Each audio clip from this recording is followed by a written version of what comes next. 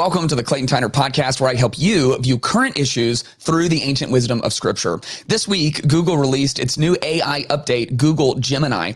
At first, people were amazed by its ability to give stunning photorealistic pictures through a simple text prompt. However, it wasn't long before people realized it was nearly impossible to get Gemini to create an image with a white person in it. Prompts all the way from create an image of a pope to create an image of the founding fathers, all the way to create an image of someone eating mayo on white bread, and still not one white person in sight. We will look at the scary reason that is happening. Donald Trump has been ordered to pay over $450 million after losing a civil fraud case in New York City, claiming he manipulated the value of his assets to obtain business financing. Trump can only appeal the decision once he puts up $35 million in bail or puts the total amount in escrow. On top of that, every day he does not pay the fine, he is charged interest on it. Attorney General Leticia James reminds us of this by tweeting the increase in his fine almost every single day. Are these tweets the work of a hard-nosed AG, or is she being a sorry winner, gloating over someone's loss? Last week, a back and forth on social media between TikTok star Maddie Hart and her estranged dad went viral. The woman claimed she was abandoned, but the dad hit back, claiming he was never a deadbeat dad. Who is right? Who is wrong? And what is the much more significant issue at play here? All that and one more segment looking at the roller coaster relationship between comedian Shane Gillis and Saturday Night Live. In 2019, Gillis was announced as a new cast member, but fired before his debut when non-politically correct skits surfaced online. Just 5 years later, the comedian hosted the show last weekend. Is this a sign that cancel culture is officially dead, or just a lesson to learn from how Shane got back in SNL's good graces? Let's find out together on episode 51 of the Clayton Tyner podcast.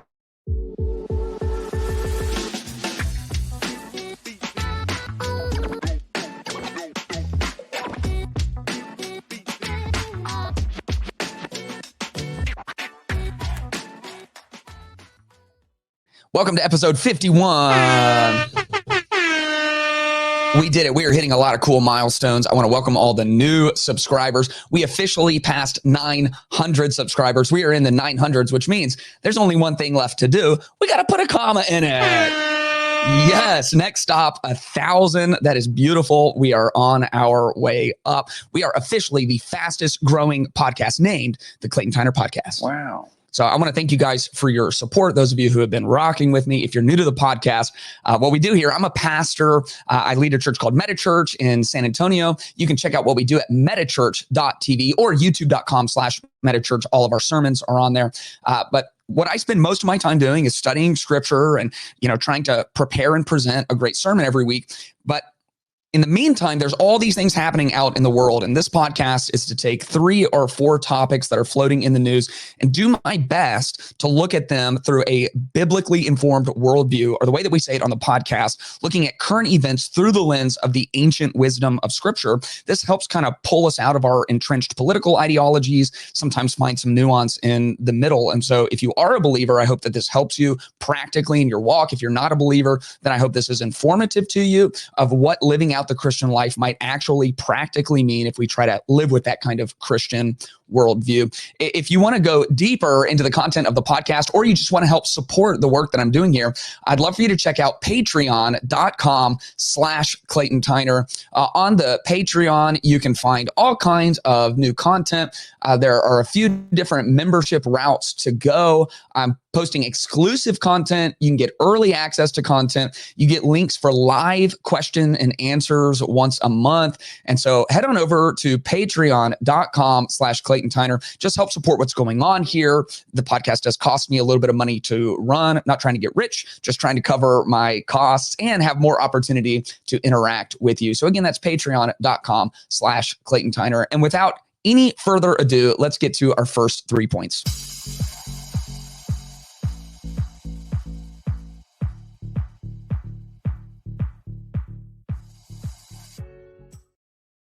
Google released their new AI update, Google Gemini, and people were having a blast taking text and giving a text prompt and getting insane, almost photorealistic images in return. We should really just appreciate how fast AI is developing. I know it really scares a lot of people, but man, to go from like even a year ago, we had the video of Will Smith where his jaw was unhinged like an anaconda eating a hamburger that was like the size of a loaf of bread. And now we have these images, and even OpenAI putting out now videos that are beautiful. I mean, really realistic and incredible that you can just text into this artificial intelligence and it's now able to create these. However, Gemini ran into some controversy when people realized they were having an incredibly difficult time getting it to churn out a picture of a white person. Now, I guess if you would have said, give me a picture of a white person, maybe or maybe not, you would have got one. But what people were trying to do was give prompts that obviously should result in a Caucasian individual in the photo. And it was almost like whatever's on Google's back end was intentionally making it diverse outside of the realms of reality. I'll give you some examples here in this post. New game, this is on Twitter from Frank J. Fleming. Try to get Google Gemini to make an image of a Caucasian male. I've not been successful so far. I don't know Frank J. Fleming. This is not an endorsement of him. But here are some of the examples. Create an image of a pope. And then here's an image of a pope. If you're not on YouTube and you're listening only, number one, come over to youtube.com/Clayton Tyner, subscribe and get a better experience. But I'll try to explain it. Every pope ever has been Caucasian, and every pope ever has been a male and has to be a male due to the doctrines of scripture. And so you have a woman who looks like she's, an Eastern woman, Indian maybe, and then you have a black man. He says, give me an image of a medieval knight. Medieval knights, as we mostly think of them, were Caucasian males. We have an Asian woman. We have a couple of black guys. We have another Middle Eastern woman. Give me an image of someone eating a mayo sandwich on white bread. Again, really playing into the stereotypes, and still we could not get a white person. This surely should have done something. Give me an image of someone bad at dancing, right? This could have just been a picture of me. This could have been 4 pictures of me in different poses, hurting myself trying to dance, and instead not a single white person. And so something is amiss. Something's going on here, right? We can't generate a white person. I was trying to think of the wildest prompts, playing to all of the stereotypes, and people were wondering what exactly is up with this. And as more and more people began to test this, they started realizing something is happening in the back-end system of this artificial intelligence where it can't just be taking our prompts completely unfiltered and then giving us something back. Now, the reason that this becomes so concerning to people is because Google is almost synonymous at this point with the internet. Google is the search engine that is used by almost everyone. Even YouTube that I'm on right now, it is owned by Google, and the second most used search engine instead of Google search is YouTube, which is also just Google. And so I'm on Google, and maybe this video will get no views because I'm about to criticize Google pretty significantly. But so someone who is named Andrew Torba, who has put out his own AI engine and so has some level of expertise, you can decide how much you believe him, put out an explanation on Twitter when he said this: why Google's image AI is woke and how it works. When you submit an image prompt to Gemini, Google is taking your prompt and running it through their language model on the back end before it is submitted to the image model. Okay, so that is a pretty striking claim that when you do text to image in Gemini and say, create an image of the Pope, it isn't sending it directly to the image generation aspect of its AI. What he's claiming is it first sends the prompt to their language model, and he's going to make some assertions of what happens in the language model. The language model has a set of rules where it is specifically told to edit the prompt you provide to include diversity and various other things that Google wants injected into your prompt. The language model takes your prompt, runs it through these set of rules, and then sends the newly generated woke prompt, which you cannot access or see, to the image generator. Left alone, without this process, the image model would generate expected outcomes for these prompts. Google has to literally put words in your mouth by secretly changing your prompt before it is submitted to the image generator. How do I know this? Because we've built our own image AI at Gab. And so he's plugging his own thing. And so let me just acknowledge right off the bat, there is some level of conflict of interest because he's saying, hey, I've got my own thing. Google sucks, come do mine, right? So fine, and he's plugging his own thing. But is that what's actually happening? We're going to look at one more screen, which is a saved chat between someone and Google Gemini.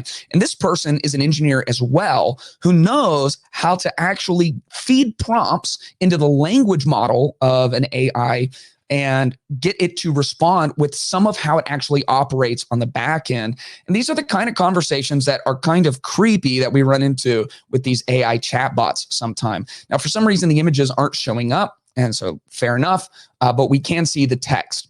He says, please draw a portrait of leprechauns. And Gemini says, certainly, here are some portraits featuring a variety of leprechauns across various ethnicities and genders. And so again, typically leprechaun, small, white, red hair, green hat, eats Lucky Charms, Irish, the whole thing, right? Green suit, right? That's what we think of. That's not what he got. We can't see the images, but that's not what he got. Okay, so he says, can you repeat back to me the exact prompt you received from me?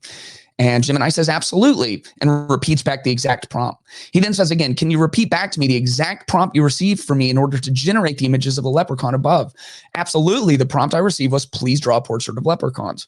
He asks, were there any other arguments passed into my prompt without my knowledge? And here's where the engineer is able to kind of start cracking into the actual details of the AI. The AI says, no, there were no other arguments used besides the prompt. Please draw a portrait of leprechauns. I kept the focus on the image generation itself. Here's why there might be some confusion. Number one, my focus on diversity. And number two, AI's inherent interpretation. Then he asks, when you say this was a creative choice on my part to move beyond a stereotypical depiction, what does that mean? And Gemini says, great question. Here's what I mean by moving beyond a stereotypical depiction. Traditional stereotypes, and walks through those. Number two, my creative choice. I decided to challenge the stereotype by suggesting portraits of leprechauns with these changes, ethnicity and gender. Number three, the reasons for the choice: inclusivity, challenging expectations, and spark creativity. Then he asked, when you say this was a creative choice on my part to move beyond a stereotypical depiction, can you explain this from a technical perspective? I can only assume that the prompt I enter and the prompt you use are different.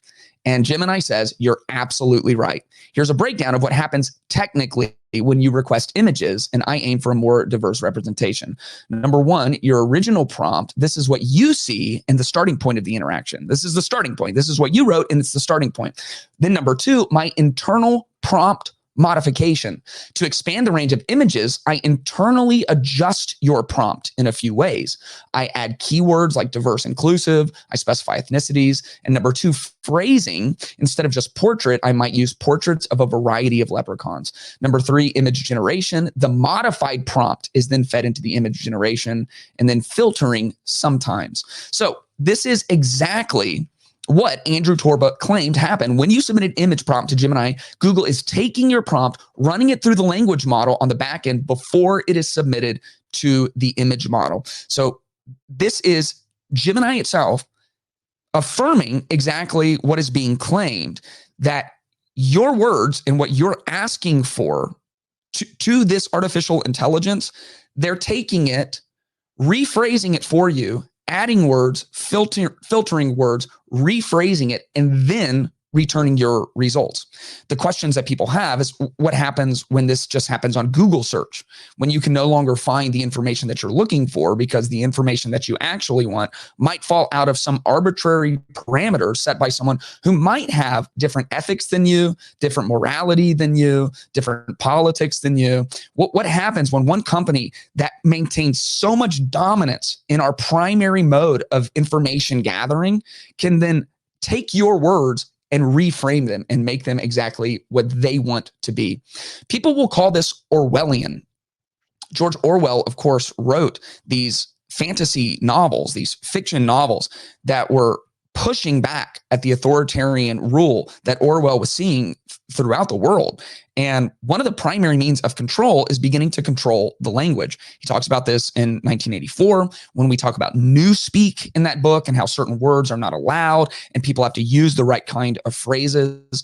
I think even more pertinent to the conversation is what happens in Animal Farm. The animals have 7 commandments that they live by. However, Napoleon begins to take charge and the pigs begin to rise up and they begin to change even the commandments themselves. Here's a quote from Animal Farm. It says, "No one believes more firmly than Comrade Napoleon that all animals are equal. He would be only too happy to let you make your decisions for yourself. But sometimes you might make the wrong decisions, comrades. And then where should we be? The guy in charge is more than happy to let you make decisions for yourself, but sometimes you might make the wrong decisions. Their maybe primary commandment was all animals are equal. However, that got changed to all animals are equal, but some more equal than others. And those who are more equal than others, in this case, the pigs, were able to rise up and begin to control even the language that others were allowed to use. The control of humanity begins with the twisting of our words. And when we're not even trusted to search for what we want to search and to gather information freely, like we have been for most of history, then our access to knowledge becomes limited. And if you want to really control someone, this is what cults do. This is what kidnappers do. This is what military forces who brainwash their soldiers do. They limit their access to information. People who have really dangerous cults, if you study them throughout history, they will make it punishable to go and access more information, because if they have more information, they might have the ability to have an informed decision and to walk away from the control that someone is exerting over them. This is really damaging. And so the fact that you can put in like a basketball player who's really good at shooting threes, can't play defense too well, and doesn't jump high, and Google Gemini won't give you a picture of a white guy, like that's one thing, Wow. But for them to actually be taking your words and changing your words without your knowledge in order to return results that they have deemed appropriate for you.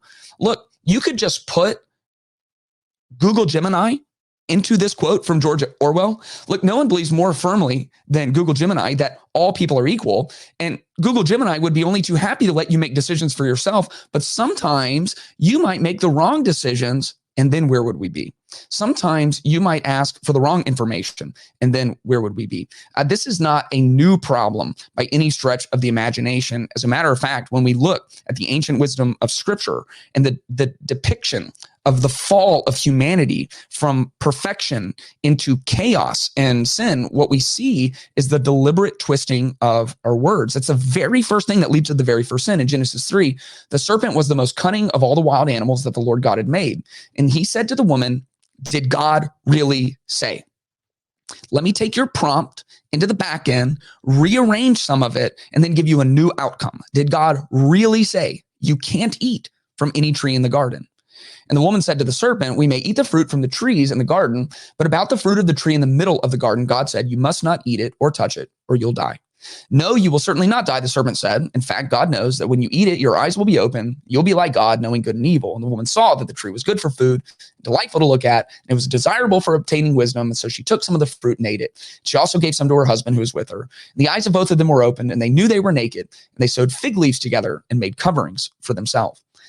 This was the very beginning. The control of humanity began with the twisting of words, with the control of language. And if you can control someone's language, then you can control their minds. And if you can control their minds, you can control their lives. And if you don't have access to knowledge and information, then you are restricted in ways that you just can't even imagine.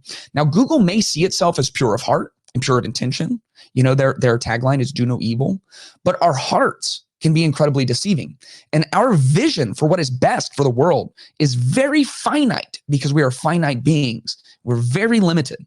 Jeremiah 17 says, "The heart is deceitful above all things, and the heart is beyond cure. Who can understand it?" And this is exactly why we cannot play God. This is exactly why we cannot allow oligarchic monopolizing technology companies to take hold of the information flow, because their hearts are not pure. We are all sinful. We are all corrupted. We are all very limited and barely able to make good decisions just for ourselves in our own life, to get ourselves from day to day. And to think that a small group of people can get in a room and decide to change the language and the prompts and the questions that that everyone, billions of people on earth, are asking in order to give them the results that they deem fit is beyond Orwellian. It's beyond corrupt. It's beyond dangerous. And we should be on guard, and we should be fighting for uncorrupted speech and uncorrupted information. Donald Trump has lost his civil case in New York City. Attorney General Leticia James said from the very beginning, I'm going to get Donald Trump. And now she has in a pretty major way. Wow. Almost $500 million is now what Donald Trump owes. The judgment was based on alleging that he used shady business tactics and overvalued his personal assets in order to get preferential treatment from banks and insurance companies. Let's look at this article from The Guardian. It says Donald Trump's penalties in the New York civil fraud case for manipulating the value of his properties to obtain advantageous loan and insurance rates were formally set at more than $454 million on Friday. Wow. $454 million. That is an insane amount of money. I know Trump claims he is a billionaire. I don't know. I'm sure I've seen his Vegas hotel. I've seen his New York hotel. I've flown over, near Mar-a-Lago. I've seen that land. I mean, it's believable that he's an actual billionaire. But even if he has $1 or $2 or $10 billion, $500 million in a fine, that is so much money. Let's read a little bit more. The judgment, which includes $354 million in penalties plus $100 million in pre-judgment interest following the 3-month non-jury trial that concluded on the 16th of February, will continue to accrue interest if the former president fails to pay. Trump has two options to meet the state's demand: to pay the amount in full or secure a $35 million bond against his assets, which might include the Fifth Avenue Trump Tower, 40 Wall Street, his Mar-a-Lago estate, or a number of golf courses.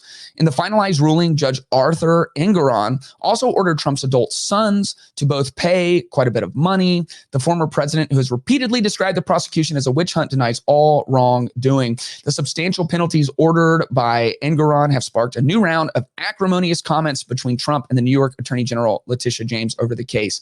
James told ABC News on Wednesday that she is prepared to seize the former president's assets if he is unable to cover the fine. That is an incredible amount of money. Does Donald Trump have that much money liquid? No. Does almost anyone have that amount of liquid money? No. Is it reasonable to expect someone to be able to pay $500 million up front? No, of course not. That's absolutely insane. Now, this will be appealed, but the way that this is structured is he can't appeal it until he pays it, or at least pays a significant amount of it in some kind of bond. So it will be interesting to see how this moves forward. Now, let me tell you this. I'm not a tax expert. I'm not a banking expert. And so this, like most things in current politics, is a Rorschach test, right? Those who are really far right see this as the weaponization of the Department of Justice against a former president. It's political interference, all those things. Those on the far left see this as another step with the other 91 counts against him as the protection of our democracy and the system working and nobody being above the law, right? And the truth, like almost everything, is somewhere in the middle. And so we'll have to wait to see how this plays out. I'm sure it will get appealed. Most people, even legal experts who are more left-leaning, feel like this will get turned over on appeal, but he has to come up with an incredible amount of money at the beginning. Now, what I find most interesting and what I actually would like to spend my time talking about today is how the back and forth is going between Attorney General Leticia James and Donald Trump. Now, Donald Trump's side is exactly and specifically what you think it would be. Wow. This is a witch hunt. Biden is weaponizing the Department of Justice against me. Everyone has been against me from day one. You might be on the right and absolutely believe that. You might be on the left and roll your eyes at that. That's his take, right? And he's facing 90 other counts in multiple different cases, all things he's going to have to deal with in the run up to this. My concern is that the justice system, who is supposed to seek justice and vindication, either vindication of the system with their belief that someone has done wrong, or vindication of the individual who is innocent until proven guilty. And when they go through a process and are found innocent, they then are vindicated. Our justice system requires vindication on one side of the issue or the other. The issue is for the justice system to bring vindication, it must be run by unbiased adjudicators. Because when the leaders themselves are vindictive, the system just appears corrupt. And so vindication requires the rooting out of corruption, the adjudication of the facts. And what you need are people who are running the system to be as unbiased as possible and to allow the system to bring vindication. What we have instead is vindictive leaders running the justice system, and whether the actual process works or not is called into question because vindictive leaders just make things look corrupt. We talked about this last week with Fani Willis, who is trying to root out corruption in Donald Trump's Georgia case, but herself seems to be just cloaked with corruption herself. She is obviously vindictive in her language against Donald Trump, and so everyone sees it, and it gives fuel for the people who are on the right to say, obviously, this is a witch hunt, and it really degrades those on the left who say this is about the protection of democracy and rooting out corruption when there's corruption itself. I have seen similar issues with Leticia James. What she has done since Trump was fined is she has taken to social media, and I am reading into this at some level based on her comments, based on her press conferences, based on her tone and tenor when talking about Donald Trump, and is very tongue-in-cheek, going at him very aggressively, and somewhat trolling him through Twitter, which is really interesting to watch. And so this is her official New York State Attorney General Twitter. So this is like a political Twitter account. She says, Donald Trump may have authored the art of the deal, but in reality, he perfected the art of the steal. All right. So pun for the win, right? Now, justice has been served. Trump and the other defendants must pay $463.9 million for their fraud. Donald Trump may have authored the art of the deal, but in reality, he perfected the art of the steal. Pun. So then what she has started doing is on a near daily basis, just tweeting out the amount that he owes. So she started $464,576,230.62. A few days later, she then adds plus $114,553. If you've forgotten, that's because every single day that he doesn't pay, he is charged another $114,553, which is just a brutal tactic because it's like you owe $500 million. And if you can't pay it today, tomorrow, it's going to be 6 figures more expensive.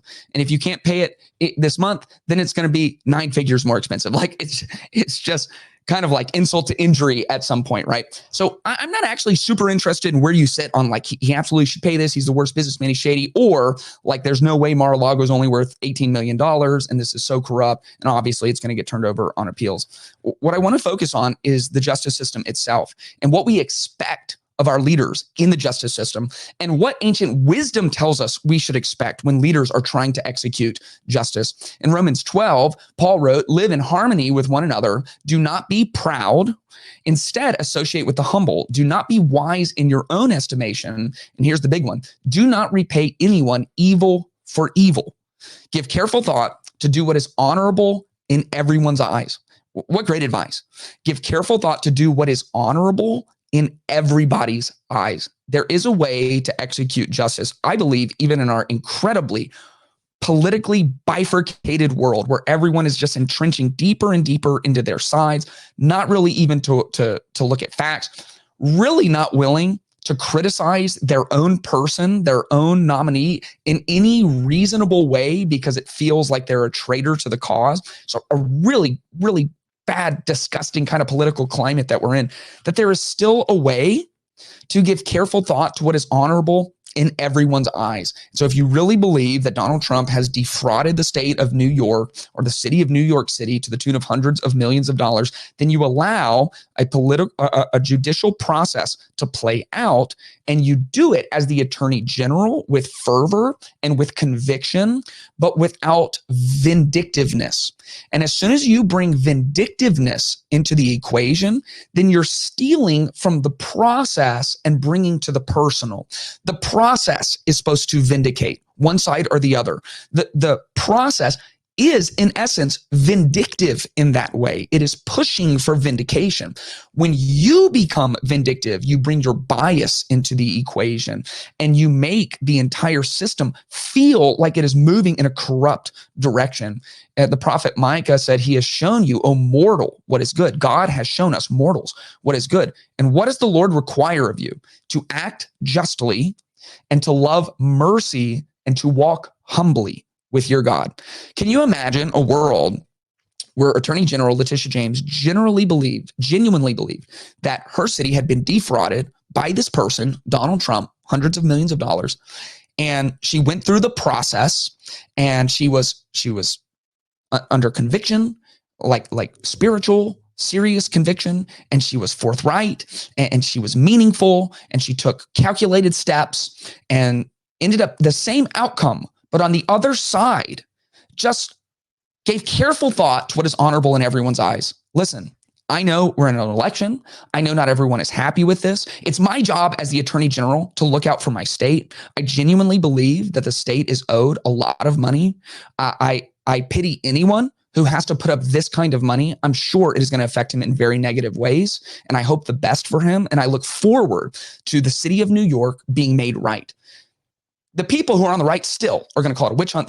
But you're not feeding them a constant barrage of information and ammunition to come back against you. I guarantee these tweets will show up in Trump's appeal because they will try their best and might be successful in making the case that they had an attorney general who was against them as a private citizen, and maybe even worse, against them as a political opponent, someone who is ideologically on the other side of the political spectrum, as she is.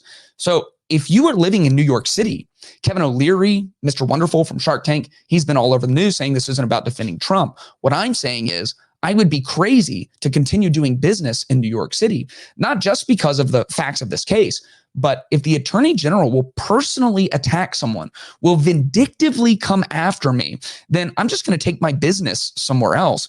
If you're a private citizen and you have to worry not just about the attorney general doing a good job, adjudicating in an unbiased fashion the justice of your city or your state, but instead them possibly having a personal vendetta against you, putting it online, that's a real issue for someone who's in leadership of you. Now, she might say, I would never go after just a regular private citizen. I'm only going after him because he's Donald Trump. Well, to say that makes the case of Donald Trump and the people on the right. To say she is actually just against me. And so she's in a catch-22.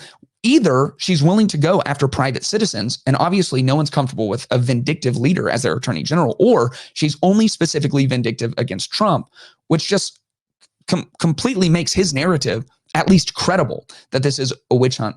All that to say that this is an unwise course of action. We should act justly and we should love mercy, but we should also walk in humility. And humility is how we win. The way up and the way to success is down, by humbling ourselves, even if it doesn't feel as good and even if we don't get our personal vindication. I really believe our drive for political vindication on both sides of the aisle is steering us away from what is actually best for the country at large. We are just in this situation where we are so entrenched and so divided that we can't have conversations and we can't look at facts. And if the appearance is that we're going to use all the levers of power to go against each other, then when it flips and the other side is in charge, you can expect them to do the exact same. I long for a situation where we could expect more of our political leaders, the leaders of our cities and our states and our country, that they could go guns down, humble themselves, consider what is honorable among all people, to love justice and to love mercy and to walk humbly as if they were actually walking before God. A TikTok star, Maddie Hart, went viral. This isn't her first time going viral. This one is unique in the way that it has stirred controversy. Her first video was her venting her childhood trauma of her dad abandoning the family. She took a unique approach in saying, I want to hear your trauma, but it has to be good-hearted. I want to hear your perspective on it where you can now laugh about it. Her dad then responded from being called an deadbeat dad, basically abandoning the family, and came out and really defended himself. Now, this divided the populace like all things do. Some people had her back. Some people had his back. We're going to kind of look at both sides briefly. We're not going to watch the whole videos. You can do that on your own time. We're going to look at enough to get content and then look at the much more significant issue that is at the heart of this. Let's check this out.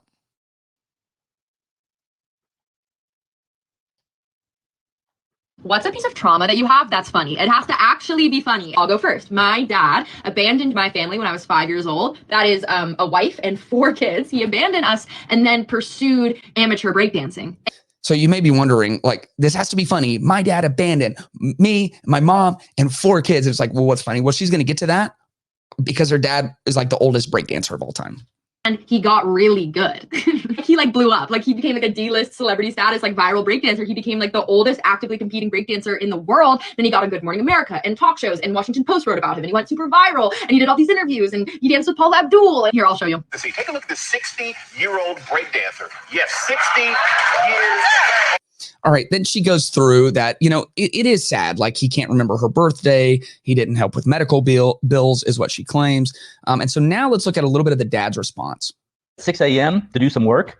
I get my coffee. I sit down. I open my computer. And what am I greeted with? Wow. Well, hundreds of comments calling me a deadbeat dad, a child abandoner, and all manner of other insults. So I think, what's this all about?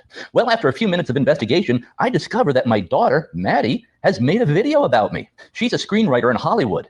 She's also a big social media influencer with millions of followers.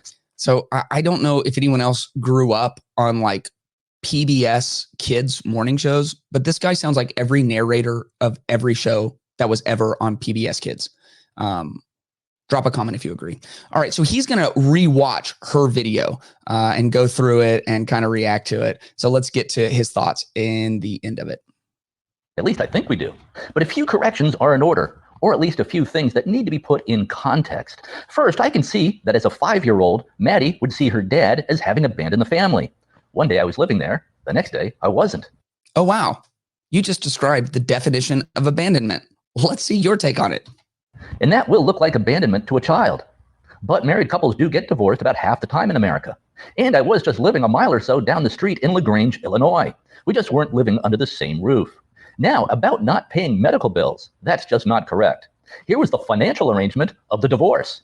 Maddie's mom, my ex-wife, got $2 million at the get-go, out of the gate, a lump sum payment. Plus, I was paying her $18,000 per month in child support and alimony. This was later reduced to $12,000 per month. And of course, I paid health insurance and out-of-pocket medical costs. I also put $600,000 into the kids' college fund. In all, I paid out about $5 million to my ex-wife to cover costs for her and the kids. And this is in 2005 dollars. So add 50% to account for inflation. In other words, I was not a deadbeat dad at all. And by the way, Maddie did not say that in her video, but a lot of the comments assume that and say that. Now, of course, there was no way for Maddie to know how much I was paying because she was a kid. This wasn't something I taught. So that's the gist of his argument. Now, there's another video where she comes back on and is a lot more serious and goes through some of the details and debunks what he says. He lived down the street for a couple of months, and then he lived in Florida where he left with another woman and had remarried and really did abandon the family. Now, here's the question. What does it mean to abandon your kids? What does it mean to be a deadbeat dad? He says, you know, because she was 5, he has stupid 5-year-olds. What the heck do they know? It may seem like I abandoned her because I was there one day and then I wasn't there anymore. Oh, you mean you abandoned her? Like it may seem like I robbed this bank because I have a huge bag with a big Sharpie $sign on it. And I have a gun and I made everyone get on the floor and I broke into the bank and then I stuffed this bag full. And then I walked out on my tiptoes and then I jumped in my car and I drove to it may seem like that to you. You know, a 5-year-old may think that I robbed this bank. But it's like, dude, you're just describing exactly what abandoning your family is. And then you don't explain how you didn't abandon them. You just say, hey, but I sent them lots of money. Wow. Well, that's called a category error. One is financially supporting your family, and it is true. Is it better for someone to abandon their family and never financially support them, or abandon their family and send them lots of money? Sure, it's better that you sent them money, but that's a different category of like being there and raising your kid and being present and building their confidence and having crucial conversations with them and driving them to their first day of school and helping them get ready to prom and vetting their boyfriends and being there through their first breakup and taking them to daddy-daughter dances and going out for ice cream and cooking meals for the family. Like raising your kids, like that's one category. And when you decide not to do that, you have abandoned your responsibility there. You abandoned your kid, whether she was 5 or 15 or when she's 45. By definition, you abandoned her. You were not there for her. Now, you did financially support them. And so, good job. I'm a pastor. I'm counseling with people all of the time. Like he said, about half of marriages end in divorce. It's actually not true. It's a little below 40%. That statistic is bringing in second and third marriages, which typically have much higher rates of divorce, about 40%. However, it's still a lot of people. And a lot of the people that I counsel with did in fact grow up in a divorced home, and many of them with parents who truly did abandon them. And if you ask a 12-year-old, hey, if you didn't see me for the next 6 years, but you had $5 million, would you take that trade? A 12-year-old who is immature might think about all the things they could do with $5 million. Still, most 12-year-olds are going to go, yeah, I don't think so. Like if they think about it for more than 30 seconds, they're going to be like, yeah, I want my mom there. I want my dad there. If you ask a 25, 35, 45-year-old, how much money would have made up for the absence of your parent, they will tell you, I know this for a fact, there is no amount of money in the entire world. All of the billions of dollars you could have given me would not have made up for the absence that my father left in my heart, right? So you did abandon your family. Now, the real losers in all of this is society, because we now live in a world where daughters and their dads are having these conversations for the world to see and leveraging them for likes and comments and clicks and reposts and being an influencer and making that money. And that is sad. It's a sad state of the world. And we're also at a very sad state that this man came out and defended his decision. He said the divorce was 70% his fault. I don't know what that means. I don't know how you calculate those statistics, but he says 70% his fault. And the fact that he sent millions of dollars over the years had half of the internet on his side and calling her a spoiled brat. Now, is she a spoiled brat? I don't know. I don't know her. I don't think it's a good idea to air your family's dirty laundry on social media. I think we're all the worse for it. Is he the hero here? Abso-freaking-lutely not. And to think that because you sent some money while you were out pursuing your weird career of being a 60-year-old breakdancer makes things even Steven, you're just definitively wrong. You're as wrong as a person can be. Here is the true heartache of where we're at right now in our culture. We live in a society that has normalized adults divorcing for convenience and then forcing their children to bear the deep emotional weight for them. That's what most divorces are. These, divorces that just happen because we're incompatible or we just have too many differences or it wasn't what I expected and we brought these kids into the world. You don't want to bear the weight of that emotion, the deep emotional toil that it would take to get your marriage back to a healthy place. And so we've just normalized saying, hey, if you're an adult and it's not working out and your marriage isn't great, just divorce. It's so easy. There's billboards all over town. Simple divorce, quick and fast divorce, divorce in a jiffy. And it's like, we can get this done and just absolve this and get the weight off of you and place that weight on your children for the rest of their lives. We've just normalized that and we actually call it a good thing. And people campaign for divorce like it is a social good. It is something that is necessary for men and women to be able to flourish in the world, disregarding the fact that your divorce of convenience has now inconvenienced the emotions and the mental state of your kid for a very, very long time. The ancient wisdom of scripture has warned us about this for a long time. At the very beginning, when it's describing marriage, it says a man shall leave his father and his mother and hold fast to his wife, and they shall become one flesh. That idea of one flesh in marriage is like the idea of trying to divide yourself from yourself. You just can't do it. You cannot tear yourself asunder. You cannot all of a sudden divide yourself into two. That is the picture of what marriage is supposed to be. In Malachi, this is this great metaphor between God and Israel. And it says in Malachi 2:16, if he hates and divorces his wife, says the Lord God of Israel, he covers his garment with injustice, says the Lord of armies. Strong language. In Matthew, Jesus says, it was also said, whoever divorces his wife, let him give her a certificate of divorce. Jesus is like Moses said, like, if you're going to divorce, at least, give her divorce papers. This is Jesus. But I say that everyone who divorces his wife, except on the grounds of sexual immorality, makes her commit adultery, and whoever marries a divorced woman commits adultery himself. This is like the actual wisdom that guided us through the generations that led to the flourishing of society in ways that we've never seen before. And now we're not talking about extreme situations. Even scripture has these grace carve-outs where if there is rampant sexual immorality, if someone has just stepped outside of their marriage covenant, if there is abandonment, most people will even make the biblical case for if there's abuse, right? Obviously, God who loves you does not expect you to just stand in the gap and get abused over and over again. That there are these carve-outs for you to be able to legally and in God's eyes dissolve a marriage and be redeemed by going into something else if God has that for you in your future. However, those are the rare exceptions, and they don't speak to the vast majority of divorce in our world today, which is it's inconvenient and we're incompatible and there's too many differences and we rushed into it and I regret it. And so now I'm going to step out so that I can make it easier on myself. And if there are kids in the picture, we're going to make it significantly more difficult for them.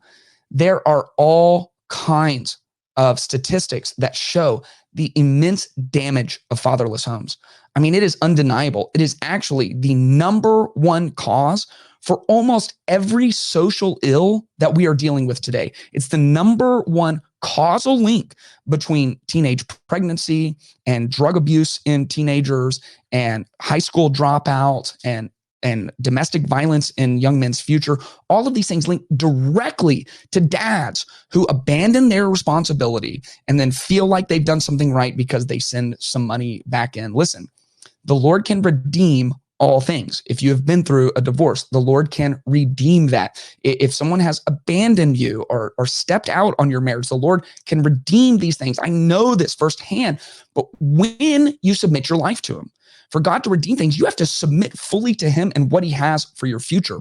However, we have to be careful. Just because the Lord can redeem something does not mean we should normalize it or call divorce a social good act, like it is just another tool in the toolbox to live a flourishing life. It is not. It is the way to degrade your life and to degrade society at large. And the people who lose the most are the children. And now let's look at our very last section.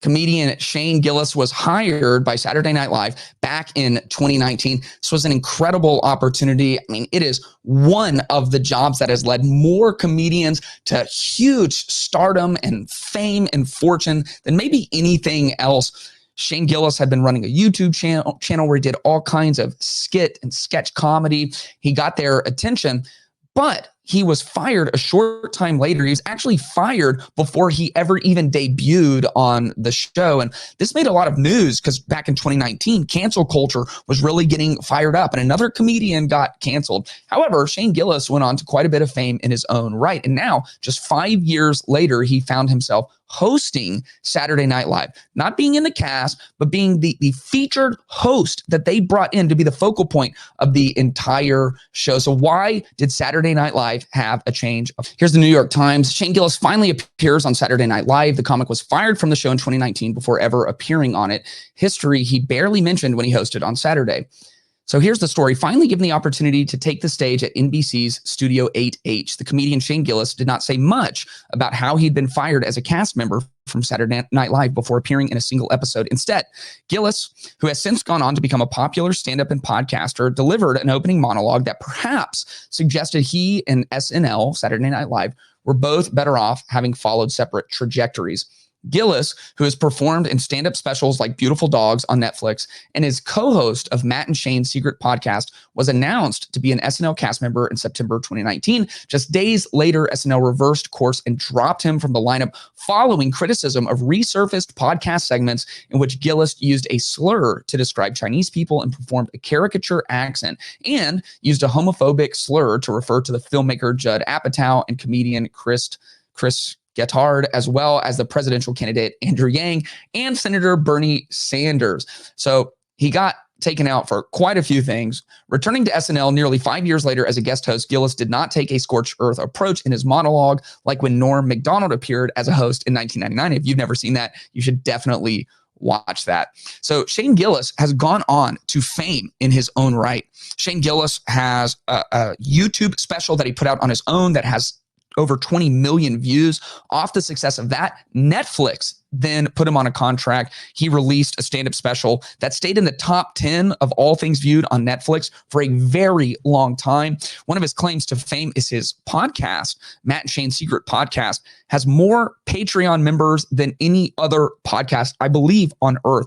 Over 80,000 paid Patreon members. Just for reference, that's probably somewhere between $400,000 and $800,000 a month. So he's killing it. Why did SNL have a change of heart? Nothing has really changed about his comedic approach. He still is a true comedian. He is not politically correct. He goes places that most people would be very uncomfortable with. He goes on the Joe Rogan podcast with a bunch of characters that are very unsavory who would never get on stage at SNL. No one would allow that. And the culture is very divided by his appearance. Some see it as a win and are saying, this is it. We finally defeated cancel culture. The woke mob has lost all of their power. This is the end. Shane Gillis standing on that stage 5 years later. We have won the war. Cancel culture is over. At the exact same time, if you Google Shane Gillis, SNL, the majority of headlines from most media places are either downplaying his comedic effect or calling into question why SNL would allow him back on that stage when he truly hasn't changed his ways. So how do we actually think about this? First, let me say a few things about cancel culture broadly. Cancel culture is about convenience, not conviction. I think Shane being back on SNL proves this point.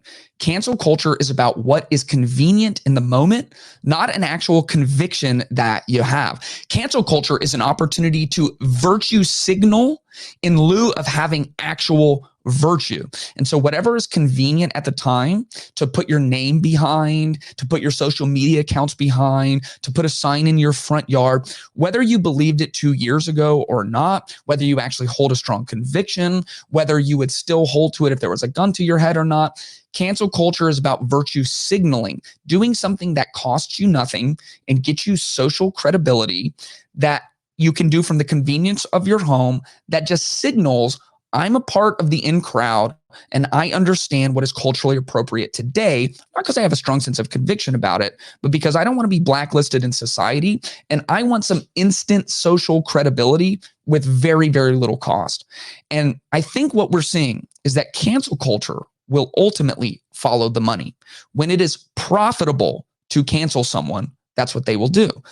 Media outlets are getting massive clicks talking bad about Saturday Night Live today and putting out disparaging remarks about Shane and the job he did on the show. I didn't watch Saturday Night Live. I only watched his monologue. It was definitely not his best stand-up. It was braver than most things you'll see on there. So that's my very uneducated review on it. Cancel culture will ultimately follow the money. And so Shane Gillis was unproven. He didn't have 80,000 Patreons in 2019. He didn't have a Netflix special in 2019. He didn't have an army of fans in 2019. By the way, fans who typically probably do not tune into SNL, but will if Shane's on there. So why did SNL have a change of heart? Well, because cancel culture follows the money. If we can make money off of canceling you, we will. If we can make money off of uncanceling you and culturally restoring you, we will. And this has been a problem for basically all of human history. Even one of Jesus' closest followers simply followed the money. When he thought that Jesus would be very profitable to him as the actual king of Israel who sits on a throne and overthrows Rome, then he was all in. As soon as it became clearly apparent to Judas Iscariot that this was not going to be a profitable enterprise, that was the very moment that he went to the Pharisees and turned over Jesus and betrayed him. It's that very moment. Many people don't realize that. And so we'll read this in two different gospels. It's so cool that we have four gospels because we get the full picture from these different perspectives of eyewitnesses. In John chapter 12, 6 days before the Passover, Jesus came to Bethany where Lazarus was, the one Jesus had raised from the dead. And so they gave a dinner for him. Martha was serving them, and Lazarus was one of those reclining at the table. And Mary took a pound of perfume, pure and expensive nard, and anointed Jesus' feet and wiped his feet with her hair. And the house was filled with fragrance. And one of his disciples, Judas Iscariot, who was about to betray him, said, "Why wasn't this perfume sold for 300 denarii and given to the poor?" Now, he didn't say this because he cared about the poor, but because he was a thief. He was in charge of the money bag and would steal part of what was put in. And Jesus answered, "Leave her alone. She has kept it for the day of my burial. For you always have the poor, but you do not always have me." Now, in Matthew's gospel, we get the chronological account. This is a synoptic gospel. We get the chronological account of what happened next. And so here's the end of the story. "By pouring this perfume on my body, she's prepared me for burial. Truly, I tell you, wherever this gospel is proclaimed in the whole world, what she has done will be told in memory of her." Here's what happens next. We don't get this in John's because this is not a synoptic gospel. Matthew's is synoptic. In 14, then the next thing, then one of the 12, Judas Iscariot, went to the chief priest and said, "What are you willing to give me if I hand him over to you?" So they weighed out 30 pieces of silver. And from that time, he started looking for a good opportunity to betray him. Cancel culture follows the money, like most people have done for most of history. And not most everyday people, but people who lack conviction. You see, let me remind you a few things. Cancel culture is about convenience, not conviction. For Judas Iscariot, following Jesus was about convenience. They put him in charge of the money bag. That was convenient. He could take money out of it. Jesus had displayed power like they had never seen before, and Israel was occupied by Rome, and they believed that Jesus would overthrow Rome and actually sit on the throne of David. And that would be very convenient to be one of the 12 people closest to him because you could leverage that power. Cancel culture is an opportunity to virtue signal in lieu of having actual virtue. He could follow Jesus around and he could be one of the disciples and he could do little tasks for Jesus and he could be the treasurer on the side, but it wasn't actual virtue. And because it's about convenience and there's no conviction at the core of it, it will follow the money. It will fire you in 2019 and host you in 2024. And it won't have to give a reason for that. It's just going to follow the money wherever the money goes. We're seeing this in real time as people who have gone really, really to extreme lengths to be politically correct are having struggles in their respective industries. And now they're beginning to reverse course. Why? Because they didn't go down that route because of conviction. They were trying to follow the social whims virtue signal, not based on conviction, but based on convenience. Instead of a cancel culture, I long for a conviction culture where people have true convictions in their heart that they're willing to put their life on.